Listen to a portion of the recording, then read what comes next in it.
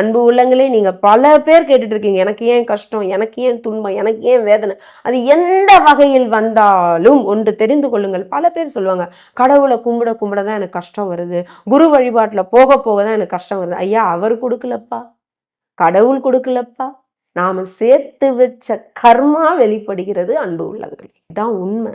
நீ எதை விதைக்கின்றாயோ அதையே நீ அறுவடை செய்கிறாய். நாம எதையோ விதைச்சோம், அதை அறுவடை பண்ணிட்டு இருக்கோம். இதை ஒத்துக்கிட்டு தாங்க ஆகணும். காரணம் இல்லாமல் எந்த ஒரு காரியமாவது நிகழுமா அன்பு உள்ளங்களே? நாம் படுகின்ற துன்பமும் இன்பமும் நாம் கொண்டு வந்ததுதான். தீதும் நன்றும் பிறர் தர வாரா.